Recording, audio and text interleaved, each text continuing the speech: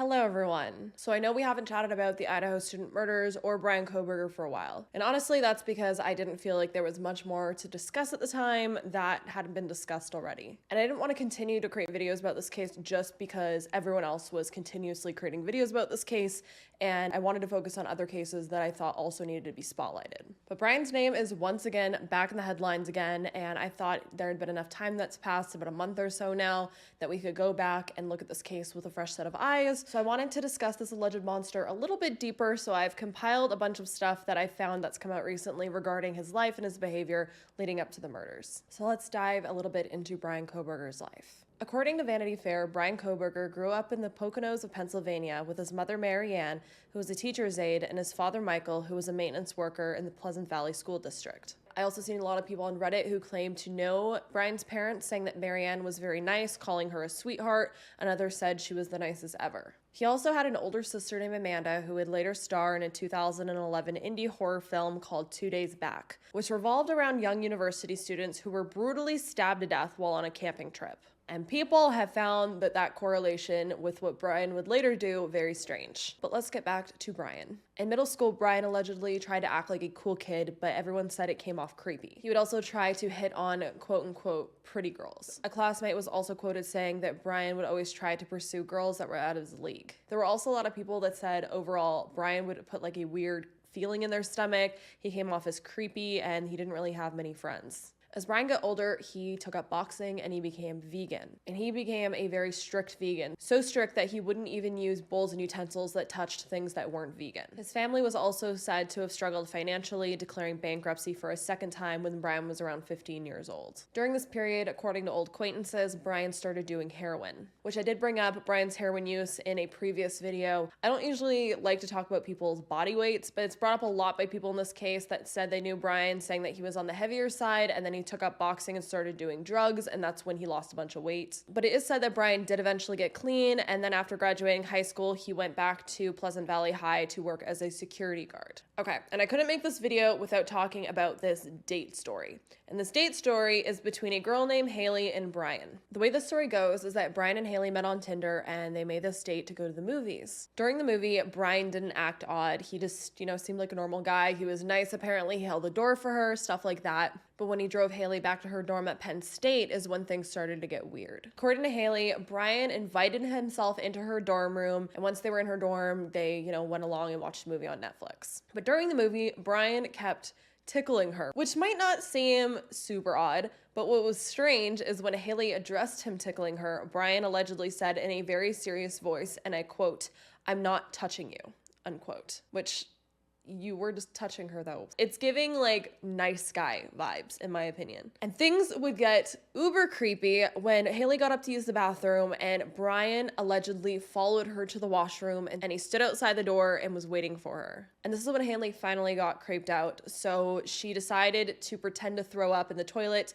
hoping that that would, give Bryan the hint to leave, and apparently it did work and he did leave. But then after that strange encounter, Bryan then allegedly texted her the next day saying that she had, and I quote, "good birthing hips," unquote. Weird, just weird, just ugh.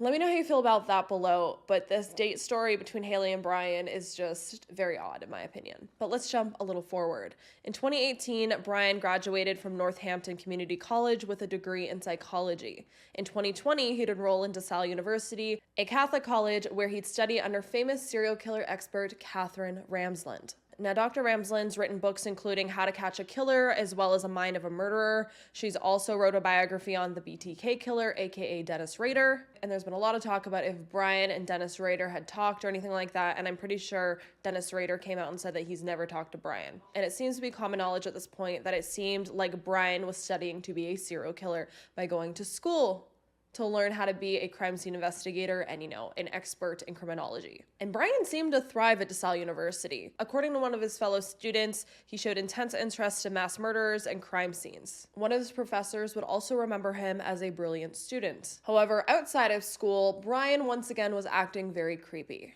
Employees at Seven Sirens Brewing Company recounted Bryan sitting alone, staring at women in the bar, and after having a few beers, he would begin to ask women very creepy questions. Questions such as where they lived and who they were there with. And maybe on one hand, it isn't super creepy to just chat with someone, have small talk in a bar, be like, oh, where are you from? Where do you live? Like questions like that.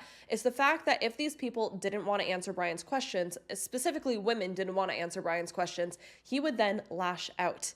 And there is a story about a bartender one time that ignored his questions and didn't want to, give in to his questioning. And he ended up calling her a bitch, which again is just giving me nice guy vibes. It's giving incel in my opinion. I'm pretty sure after all of these encounters, Bryan was eventually banned or kicked out of this bar and he never went back. Bryan would eventually graduate from DeSalle University, and around this time is when he began posting those famous posts on Reddit that I think we've all seen at this point, where he'd invite criminals to participate in what he claimed was a research project that was approved by DeSalle. And by the wording of how I read that, it sounds like it wasn't approved by DeSalle, but he was claiming it was approved by DeSalle. Let me know down below if I'm correct about that. Maybe it was, and it was like something, but it seems like he did this after he graduated, so I don't know how it would have been approved. I don't know. After a few months of posting on Reddit, Bryan eventually started school in Pullman, Washington. And this is where he was pursuing his PhD in criminology at Washington State University. And this is where we get into the headlines that have recently come out about Bryan's behavior before the murders. It's come out recently that Bryan was allegedly facing disciplinary action as a teaching assistant at Washington State University. And it's then said that he was fired from that position just prior to being arrested. This came out after he went under investigation by the school for having, and I quote, behavioral problems and a sexist attitude towards women. He was also described as being an annoyingly harsh grader, arrogant, alienating, oppressively pretentious, and desperate to prove intellectual superiority, especially over women. Again, nice guy. He was also allegedly warned multiple times about his behavior and how he needed to change his behavior if he wanted to keep his position. He'd apparently grade his female students differently than he did his male students, and there's also multiple stories about him getting into fights with professors, including one professor named John Schneider who he had multiple altercations with. He'd also allegedly get feisty and belligerent with other professors, all leading up to the murders. In the weeks leading up to his murders, he had multiple meetings about his behavior where he had chance after chance to change his behavior and he refused to. So we could probably sum this all up to mean then that months leading up to the murders, Bryan's behavior was escalating in his everyday life. In my opinion, he seemed to think he was the smartest in the room. And he was arguing with his literal teachers who had been teaching this stuff for probably years and decades on criminology, but he had to be the smartest. He had to always be right. He seemed to have some kind of complex. Author and serial killer expert Scott Bond was quoted saying, Kait Kohberger reached a tipping point where he simply couldn't take it anymore, and he had to act out his fantasy of killing, end quote. So let's jump to after Bryan's arrest. On December 30th, a search warrant was served to go through Bryan's apartment in Pullman, Washington. And according to this warrant, multiple items of importance were found, including a stained mattress cover, a computer tower, various receipts, the dust container from a Bissell Power Force vacuum cleaner, a Fire TV stick with a cord and plug, and there were also multiple hair strands collected. There was also a Walmart sales receipt and two others from Marshall's department store, a pillow with a reddish-brown stain, and disposable gloves taken as well. And that's all they really said allegedly in the search warrant, which I tried to find the search warrant online and I couldn't find it. I only found other sources speaking about the search warrant. So if you guys can find it, please leave a link down below because I want to read it myself. The only thing I seen was their warrants to go into the home. I didn't see like the actual after effect where they said what they found because of the search warrant. I just seen articles talking about it, if you know what I mean. But despite finding all of that, they still to this day have not found the murder weapons. And they've also not released any sort of motive. I also really hope that they will eventually release his interrogation footage because I am very intrigued to hear what he had to say while he was being interrogated. But at this point in time, there are gag orders on everything else right now that's possible, so I don't think we're going to be getting much. At the end of the day, investigators all over Pennsylvania state, and I'm sure other states as well, are going through all of their cold cases, seeing if they can connect anything to Bryan Kohberger. And what I've been saying since the beginning is I don't think whoever committed this murder, this was their first time. I think they've had previous attacks because this was ballsy to go in there and kill multiple people, go into a home with so many people thinking that you're going to get away with it. And it seems like law enforcement is thinking something similar. They're going through all their old cases, seeing if they can find anything to connect it to him. But again, so far nothing's been released with that. Lehigh County's DA Jim Martin saying that the county does not have any unsolved murders that fit the MO of the Idaho slangs. However, they're still going through their cold cases. So yeah, how do you feel about this newest information about Bryan Kohberger's life, like the story about that dating episode that he had with that girl Haley, as well as how he acted as a teaching assistant? All of that, in my opinion, paints a very creepy, strange individual. Even in the end of the day, if he somehow didn't commit these murders, he is still a very strange, creepy individual. Like, just creepy vibes all around. Again, he's giving nice guy, it's giving incel.